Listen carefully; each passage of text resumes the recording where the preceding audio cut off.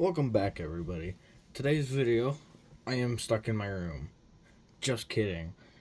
I found this really cool, neat little hack I found on Facebook, which, if you can't already tell, is to help sort your wires and keep them on the cleaner and safer side. Alright, let's begin. To start off with, I will be using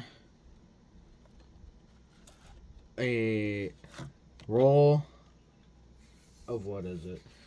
It is a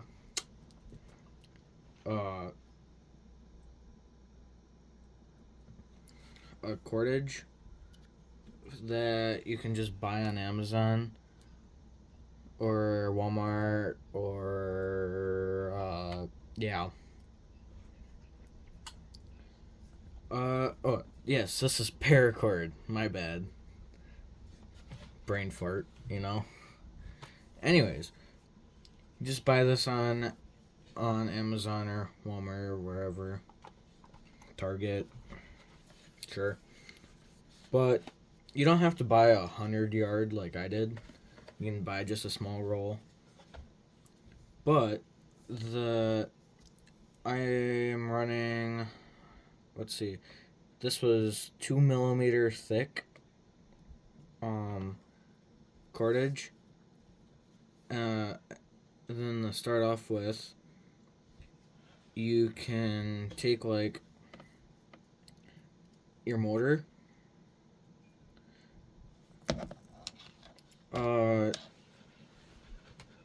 you're gonna want to take a photo of which wire goes in which slot. So like in the motor wire, you get a black and a red wire. You gotta make sure those line back up into this so that your motor turns and runs the same way as it did. Because your first step is to take this plastic piece off here. I just used this paper clip, stretched it out, and you can kind of pry underneath of it. Try not to break. Don't break these clips, otherwise your motor will be junk. Kind of a little fiddly.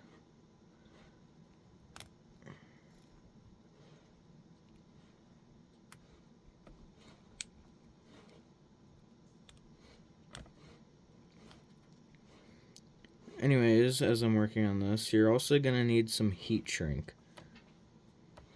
That will work on the ends to help out holding your paracord in place so it doesn't want to move around.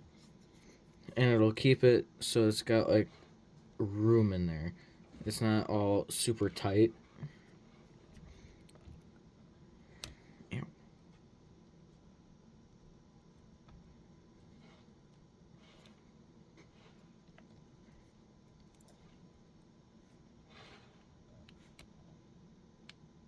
Man, I didn't know this was going to take this long. Let's see here.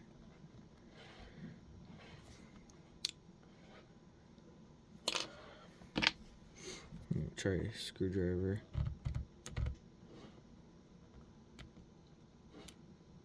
Yeah, at least gotta get propped up so you can pull the wire out.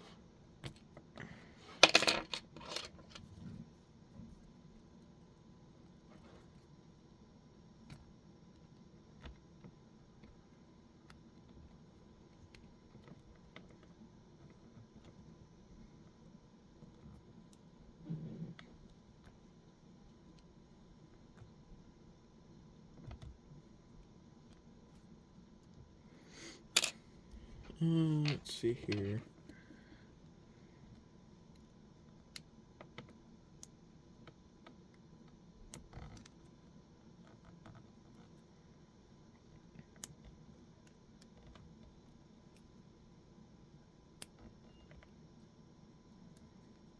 There's one.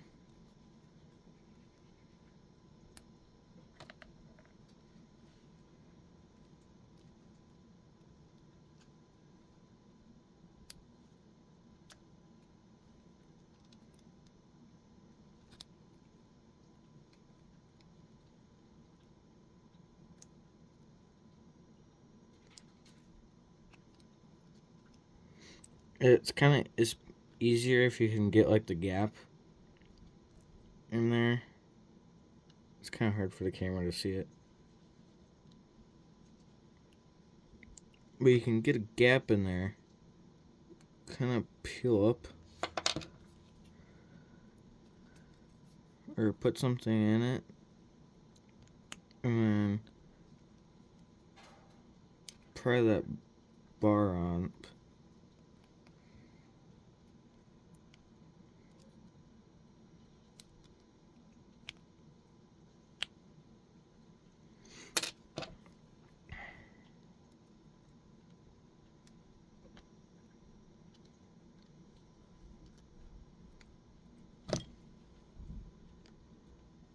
Okay, I finally got it off. I had to use my nail. It was, got pushed down. But now you can set that off to the side. And then you can take your paracord, measure from one end, make sure it's all the way straight until the motor. And then you're going to go a bit extra. So I'm going to go that much.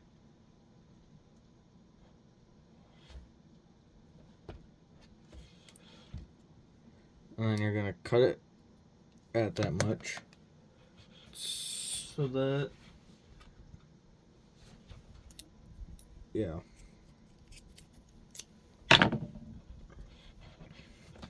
Now I got that cut. And set the paracord to the side.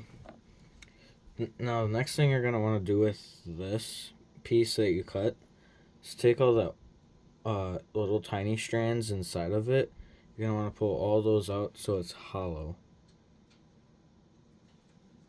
And you should get a bunch of little strings.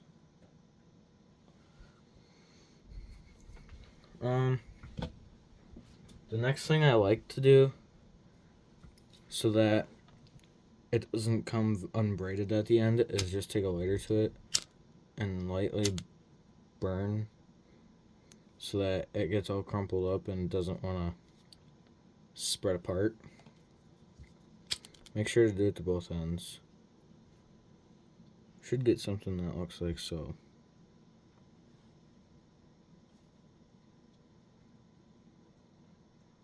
Yeah. Now the next thing you're going to want to do is take your wire from your motor or ESC, or not ESC, servo, and you're going to want to feed it through. Kind of see how where it's not fed, I can push it through and it gets bigger. Then I let it go.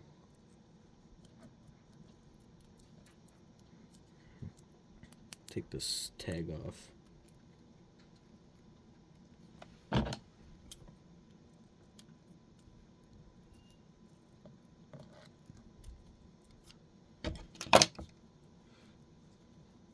Don't need that. Just gonna get in the way. Make sure to hold the wire where you can have control of where you're feeding the points through.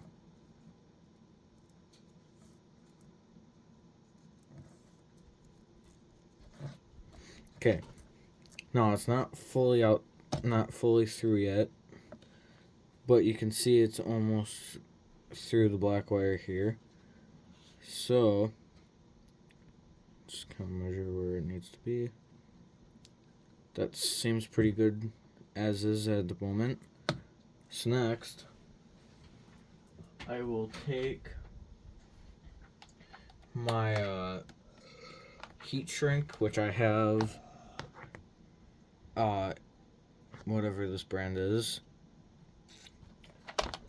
I'm going to take the larger blue heat shrink. Then I'm going to go ahead and cut it in half. So, one, I'm not wasting it, and two, it looks better.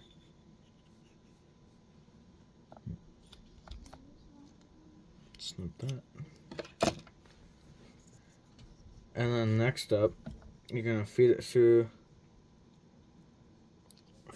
this end here, opposite of the motor. Feed that through all the way. That's a bit difficult for me just because my wire is undone, so I'm trying my best.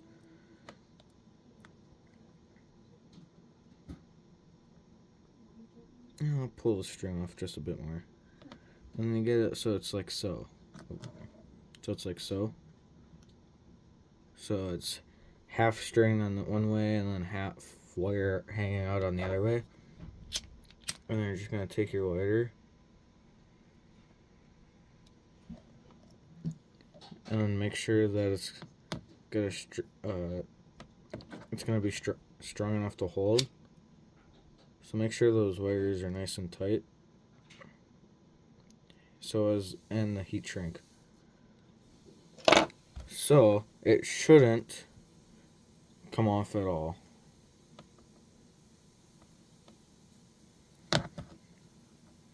And then the next thing you're going to do is continue feeding that wire all the way through.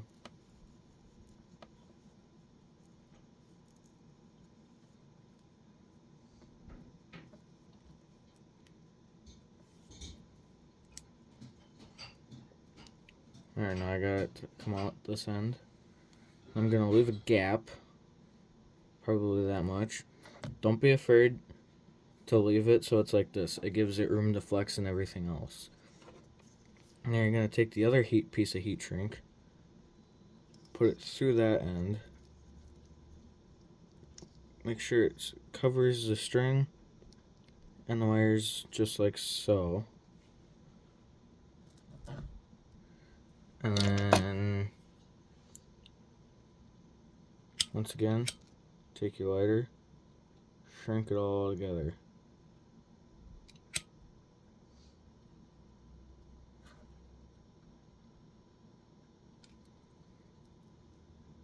That's not moving anywhere either. Then you get like this, it'll look much thicker than 2 millimeters now, which is a good thing. And then, unlike me, I didn't take a photo, but I have my motor here I can go off of.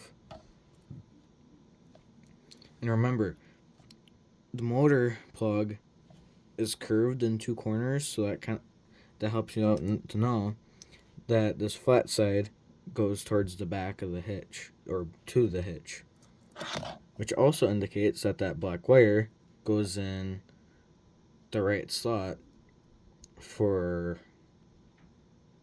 the direction you're watching this on.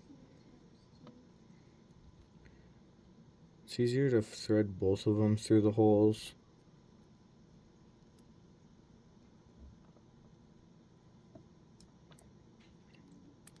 Like so, you'll hear a click, and then you turn around and then you get your black wire, your red wire, and it's flat here with the round corners. And it'll be able to plug in, and you got your organization and doubles as a protector, for the most part, complete. You are able to feed it through the battery tray, and then you can get it to clip in here.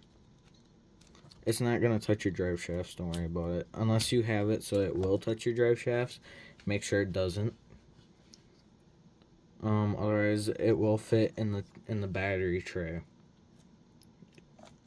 Try not to twist your wires. I did that for my motor wires, and that kind of made it all